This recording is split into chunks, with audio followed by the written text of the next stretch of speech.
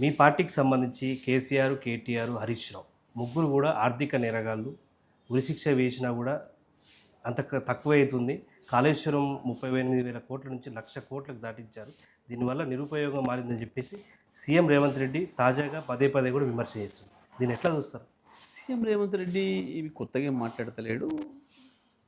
5 సంవత్సరాలుగా అవే పనికి మాలిన మాటలు, అవే చెత్త ఆరోపణలు తప్ప. ప్రతిపక్షంలో ఉన్నాడు, ఏమైనా ఊర్లొచ్చి ఏమైనా మాట్లాడవచ్చు. ఆయన ప్రభుత్వం చేతిలో తీసుకొని కూడా దాదాపు 3 సంవత్సరాలుగా వస్తుంది. ఇప్పటివరకు ఏమైనా ఒక్క పైసా గిది అని నిరూపించగలిగిన ఆధారం ఏమైనా ఉందా? లేదు. ఇంకొకటి, ఆయన మాటలు, ఆయన చిల్లరతనం ఒకటే స్టేట్మెంట్లో బయటపడుతుంది. కాళేశ్వరం ప్రాజెక్టుకి ఆయన ఖర్చే ఈయన అధికారంలోకి వచ్చే నాటికి 80,000 కోట్లు. ఇప్పుడు పెరుగుతూ పోయింది. ఇప్పుడు కూడా దాన్ని ఖర్చు అవుతుంది. ఈయన మొదలుపెట్టింది ఇప్పుడు 5 ఏళ్ల కిందనే 1,00,000 కోట్లు. ఆయన ఆ పదం మొదలుపెట్టిన నాటికి 50,000 కూడా ఖర్చు కాలే. ఓకే, కాళేశ్వరం పైన. దాన్ని ఆయనే కాదు, ఆయనతో పాటు ఇంకా కొంతమంది బీజేపీ నాయకులు అదే తీసుకున్నారు. అందరూ కూడా ఒకటి తిరిగి కొంత పట్టుకున్నారు. కమిషన్ వేసిండు. వచ్చిన తర్వాత ఏమైంది? కమిషన్ తీసి చెంప మీద వేసి చెత్తబుట్ట పడేసింది కోర్టు. పనికి మన కమిషన్ అంటే అయితే క్లియర్గా తెలిసిపోయిన తర్వాత ఇంకా అవే చెత్త ఆరోపణలు ఇంకెన్ని రోజులు చేస్తారు? అంటే కాళేశ్వరం ప్రాజెక్టులో ఉన్నటువంటి మేడిగడ్డ, అన్నారం, సుందిల్లా నీటి బ్యారేజ్లో నిర్వహణ చేస్తే కింద ఉన్నటువంటి ప్రాంతాలకు ప్రమాదం ఉంది. మీ ప్రభుత్వం అధికారంలో ఉన్నప్పుడే ఎన్డీఎస్సీ రిపోర్ట్ స్పష్టంగా చెప్పింది. మళ్ళీ ఇప్పుడు నీళ్లు నింపడం ఏంటి, దాన్ని ఎత్తిపోయడం ఏంటి అని చెప్పేసి కూడా పదే పదే అటు ఉత్తమ్ కుమార్ రెడ్డి నీటిపారుదల శాఖ మంత్రి అంటుంది, సీఎం అంటుంది, మిగతా మంత్రులు కూడా అంటారు. నేను ఏమంటున్నానంటే, వీళ్ళు తెలంగాణ ఆత్మ లేనోళ్ళు, తెలంగాణ సోయి లేనోళ్ళు. చంద్రబాబు మైండ్తోని, చంద్రబాబు మనసుతోని పనిచేస్తున్నారు. నిలువెల్ల తెలంగాణ వ్యతిరేక విషయం నింపుకున్న వాళ్ళు. కాళేశ్వరం అనేది ఒక్క ప్రాజెక్ట్ కాదు, ఒక బరాజ్ కాదు, ఒక రిజర్వాయర్ కాదు, ఒక పంప్ హౌస్ కాదు.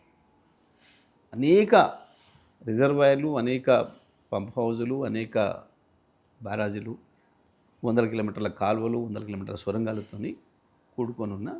ఇప్పుడు వీళ్ళు వచ్చిన తర్వాత కూడా ఎల్లంపల్లి ప్రాజెక్టు నుంచి వెళ్ళి మల్లన సాగర్, కొండపోచమ్మ వరకు నీళ్ళు తీసుకొచ్చింది కావచ్చు, బస్వాపూర్, గంధమల్ల నీళ్ళు తీసుకొచ్చింది కావచ్చు, కాళేశ్వరం ప్రాజెక్టు. వీళ్ళు మాట్లాడే మాటలకి అర్థమే లేదు. ఫస్ట్ వీళ్ళకు నీళ్ళు ఇవ్వాలన్న మనసు లేదు. గోదావరి మీద కేసీఆర్ ప్రాణహితం కాదని కిందికి తీసుకొచ్చి గోదావరి మీద ఎప్పుడైతే ప్రాజెక్ట్ కట్టడం మొదలుపెట్టిండో అప్పటి నుంచే వీళ్ళ కుట్రలు మొదలైనవి. ఆంధ్రప్రదేశ్ సంబంధించిన నాయకులే దానిపైన ఈర్ష్య మొదలైంది. ఎందుకంటే వాళ్ళు 60 సంవత్సరాలు ప్రయత్నాలు చేసి ప్రధానమైన గోదావరి మీద ప్రాజెక్ట్ కట్టకుండా వచ్చారు. తెలంగాణ ఎండబెట్టి నీళ్ళు లేని చోట, వివాదాలు ఉండే చోట ప్రాజెక్టు మొదలు పెడుతున్నట్టుగా మనం మోసం చేసిండ్రు. అది రాజశేఖర్ రెడ్డి, అంతకుముందు ఇంకొక ఆయన అంచి చంద్రబాబు, ఎవరైనా సరే వివాదం ఉండే చోట మొదలు పెడుతున్నట్టు తెలంగాణకు. ఇప్పుడు ఇంకోటి కూడా చెప్తాం. మీకు ఒకటే వాగినరు, అడ్డం నిలు కోతలు, ఉత్తర కుమార ప్రగల్భాలు. రేవంత్ రెడ్డి కావచ్చు, ఆయన మంత్రివర్గ సహచరులు కావచ్చు. మేము తమిళహట్టి కడతాం, తమిళహట్టి నీ బొందహట్టి ఇప్పటివరకు నీకు ఇంటర్వ్యూనే చేయలేవాడు. పక్క రాష్ట్ర ముఖ్యమంత్రి నిన్ను దేకని కూడా దేకలే. ఆల్రెడీ కాంగ్రెస్ ఇవ్వలే.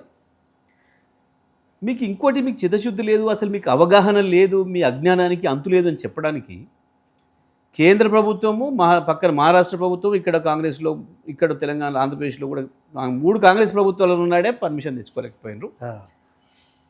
దాన్ని గది కూడా సోయి లేకుండా వాగినరు. కేసీఆర్ తెలివి లేక తెచ్చుకోలేకపోయాడు, నేను తెస్తా చూడు అన్నావు. ఇప్పుడు ఎందుకు దేవుడిస్తున్నావు? నీ దోస్తు, నీ చీకటి దోస్తు కిషన్ రెడ్డిని పట్టుకొని నాకు ఫడ్నవీస్ ఇంటర్వ్యూ ఇప్పి హైరవీలు ఎందుకు చేస్తున్నావు?